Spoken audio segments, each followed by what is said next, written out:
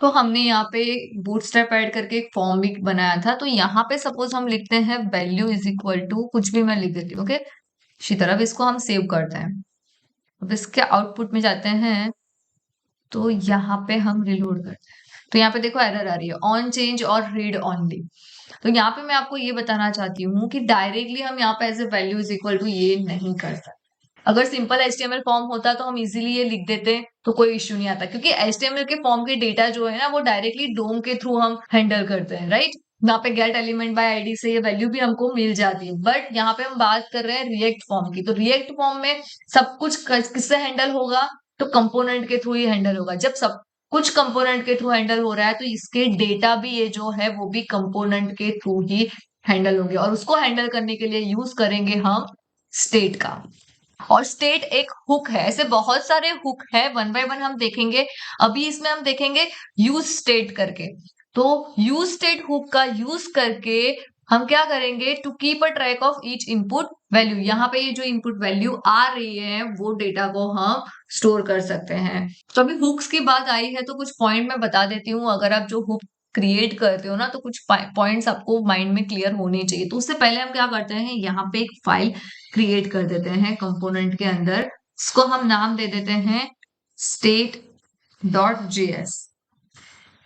यहाँ पे हमारा रिएक्ट कोड। ओके, इसको हम सेव कर देते हैं, इसको हम मिनिमाइज कर देते हैं, और यहाँ पे हम है। अब हुक्स के इंपॉर्टेंट 3 पॉइंट है जो आपको याद रखने हैं। तो पहला पॉइंट है हुक्स रिएक्ट फंक्शन कंपोनेंट के अंदर ही कॉल्ड होता है। ये हमने फंक्शन कंपोनेंट बनाया, इसके अंदर ही ये कॉल होगा, इसके बाहर नहीं। हुक्स कंडीशनल नहीं होते हैं। जैसे हमने कंडीशंस की बात की है तो हुक्स कंडीशनल नहीं होते हैं। हुक्स क्लास कंपोनेंट के साथ वर्क नहीं करते हैं। ये भी पॉइंट माइंड में रखना, जब भी आप क्लास कंपोनेंट यूज करते हो तो आप हुक्स का यूज नहीं कर सकते हो। अभी इसमें हम देखने वाले हैं यूज स्टेट करके हुक। एक और चीज मैं आपको बता देती हूँ कि यहाँ पे हमने ये जो फॉर्म बनाया हुआ है ना, तो ये फॉर्म यहाँ पे हमने रन किया हुआ है, राइट। तो यहाँ पे सपोज हम वैल्यू भी दे देते ना, यहाँ पे हमने बाय डिफॉल्ट वैल्यू दी थी, सॉरी। ओके, अब हम यहाँ पे ये रन करते हैं तो आप यहाँ पे देख सकते हो कि वैल्यू भी हम एडिट भी नहीं कर पा रहे हैं। तो ये सारी चीजें नहीं होनी चाहिए। यहाँ पे हम वैल्यू एडिट भी कर पाने चाहिए, और ये वैल्यू हमको चाहिए यहाँ पे कहीं डिस्प्ले भी करवानी हो तो वो भी चाहिए हमको, है ना। ये इनपुट टेक्स्ट की वैल्यू तो बट ऑब्वियस है हमको चाहिए कहीं ना कहीं हमको यूज करने के लिए। तो हम इसके लिए हम यहाँ पे आ गए हैं हमारे स्टेट नाम के फाइल के अंदर। यहाँ पे हम एक इनपुट टेक्स्ट बॉक्स बना देते हैं। हम ऐसे करते हैं, यहाँ से ये कॉपी कर लेते हैं और यहाँ पे इसको पेस्ट कर देते हैं। इसको सेव कर देते हैं, यानी यहाँ पे एपजेस डॉट में इस फॉर्म को हम कमेंट कर देते हैं, एंड यहाँ पे हमारा स्टेट है उसको हम ऐड कर देते हैं। ये देखो ऑटोमेटिक यहाँ पे ये इंपोर्ट भी हो गया है। ओके, तो यहाँ पे हम आउटपुट भी देख लेते हैं हमारा आउटपुट आया या नहीं। यहाँ पे हम उसको सेव कर देते हैं, एंड ये वैल्यू को हम क्या कर देते हैं, निकाल देते हैं। यहाँ से ये वैल्यू रिमूव कर देते हैं। ओके, और सेम यहाँ से भी ये वैल्यू रिमूव कर देते हैं, वरना यहाँ पे भी एरर हमको, इसकी भी एरर हमको शो होगी। इसको भी हम सेव कर देते हैं, एंड इसको भी हम सेव कर देते हैं। अगर HTML की बात होती तो क्या होता, हम directly get element by ID करके यहाँ पे वैल्यू ले लेते, बट यहाँ पे हम रिएक्ट फॉर्म की बात करें तो वो डायरेक्टली हम नहीं ले सकते। तो उसके लिए हमको यूज करना है स्टेट का। जब भी यूज स्टेट हम हुक यूज करते हैं तो उसको इंपोर्ट भी करना पड़ेगा। तो इंपोर्ट करने के लिए हम यहाँ पे लिखेंगे कर्ली ब्रेसेस में यूज एंड देन स्टेट। अब यहाँ पे हम क्या करेंगे, स्टेट को क्रिएट करेंगे। क्रिएट करने के लिए यहाँ पे लिखेंगे कॉन्स्ट, यहाँ पे स्टेट का नाम देंगे जिससे हम आगे एक्सेस कर सकते हैं। सपोज हम देते हैं नेम, एंड यहाँ पे हम लिख देंगे सेट नेम। जब भी हमको इसकी वैल्यू चेंज करनी है, ये नेम की वैल्यू, तब हमको यूज करना है set name. Okay, see name set. Okay, और यहाँ पे हम लिख देंगे यूज स्टेट, और यहाँ पे आप बाय डिफॉल्ट कोई भी वैल्यू दे सकते हो। सपोज हम यहाँ पे लिख देते हैं एंटर योर नेम ऐसे करके, या फिर टेक्स्ट हियर करके, कुछ भी आप लिख सकते हो। ओके, अब हम इसका आउटपुट देखते हैं, इसको रिलोड करते हैं। देखो अभी आप वैल्यू नहीं आई, क्यों नहीं आई? क्योंकि यहाँ पे हमको ये वैल्यू सेट करनी पड़ेगी। तो यहाँ पे हम लिखेंगे value is equal to curly braces में ये जो नाम दिया है वो, तो यहाँ पे नेम लिखा है तो हम यहाँ पे लिखेंगे नेम। अब हम आउटपुट देखते तो देखो आ गया एंटर योर ऑन चेंज, हाँ ये चीज हम करते हैं। अभी सिर्फ इतना देख लो, ऑन नेम आ गया है यहाँ पे, अभी भी हम चेंज नहीं कर पा रहे हैं, तो इसके लिए हमको यूज करना पड़ेगा ऑन चेंज का। ओके, तो यहाँ पे हम यहाँ पे लिखेंगे ऑन चेंज। ऑन चेंज में हम यहाँ पे कॉल करवा रहे हैं हैंडल चेंज। ओके, और यहाँ पे हम क्रिएट करेंगे कॉन्स्ट हैंडल चेंज।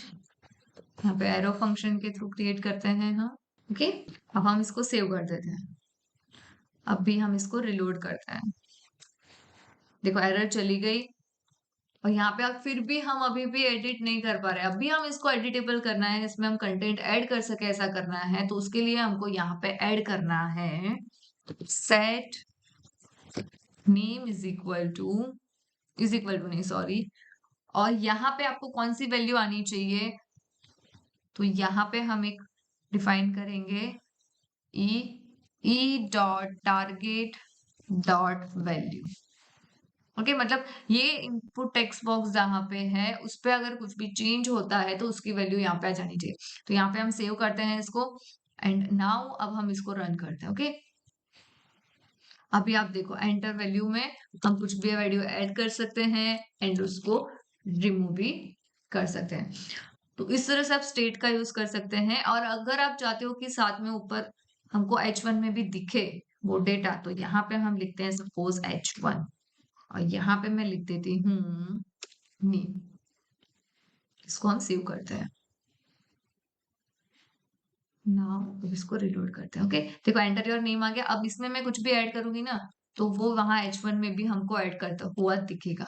जैसे कि यहाँ पे हम लिखते हैं शीतल, यहाँ पे ऊपर भी शीतल दिख रहा है। ओके, तो इस तरह से आप स्टेट का यूज कर सकते हो। यहाँ पे बात हुई इनपुट टेक्स्ट बॉक्स की। अगर आपके पास रेडियो बटन है तो उस पे भी आप कर सकते हो यूज। ओके, इसके लिए हम यहाँ पे क्रिएट करते हैं इनपुट रेडियो। यहाँ पे नेम दे दो, कि यहाँ पे हम नेम देते हैं सपोज सिटी। यहाँ पे हम लिखेंगे ऑन चेंज, फिर यहाँ पे कहाँ पे जाएगा हैंडल चेक। ओके, यहाँ पे हम क्रिएट करेंगे const handle check arrow function. यहाँ पे हम लिख देते हैं फीमेल, और यहाँ पे हम इसकी वैल्यू इज इक्वल टू, यहाँ पे हम जो स्टेट डिफाइन करेंगे ना वो आएगी। ओके, यहाँ पे लिख दो फीमेल वैल्यू, क्योंकि यहाँ पे हमको एडिट नहीं करना है, हमको क्या करना है सिंपली ये वैल्यू ले लेनी है। ओके, और यहाँ पे लिख दो मेल, यहाँ पे भी ये फीमेल की जगह पे आ जाएगा मेल। यहाँ पे नेम कुछ भी दे सकते हो आप, जेंडर है कुछ भी जेंडर, और यहाँ पे भी हम लिख देते हैं जेंडर। नहीं दोगे अभी तो भी चलेगा। दोनों में हैंडल चेक। अभी हम आउटपुट देख लेते हैं, कुछ प्रॉब्लम आ रही है। देखो आ गया मेल एंड फीमेल। अब क्या करना है, अगर मैं फीमेल पे क्लिक करूँ तो यहाँ पे ऊपर फीमेल आ जाना चाहिए, यहाँ पे मेल पे करूँ तो यहाँ पे ऊपर मेल आ जाना चाहिए। जो भी रेडियो बटन को मैं सिलेक्ट करूँ वो यहाँ पे ऊपर आ जाना चाहिए। तो उसके लिए हमको इसमें थोड़ा अलग होगा इससे, बट यूज तो हमको यही करना है, क्या स्टेट का। तो यहाँ पे एक और स्टेट क्रिएट कर देते हैं हम, कि नेम की जगह पे हम दे देते हैं जेंडर एंड सेट जेंडर। यहाँ पे कोई भी नाम आप दे सकते हो, आपकी मर्जी। ये जेंडर में कौन सी वैल्यू होंगी, तो यहाँ पे जो वैल्यू हमने ऐड की होगी वो। तो यहाँ पे हमको भी कुछ ऐड नहीं करना है, यहाँ पे सिर्फ लिख दो जेंडर करके कुछ भी। ओके, अब हम यहाँ पे सेट करेंगे यूजिंग सेट जेंडर की मदद से। तो यहाँ पे हम लिखेंगे कॉन्स्ट फ्लैग लेंगे is equal to e dot target dot checked.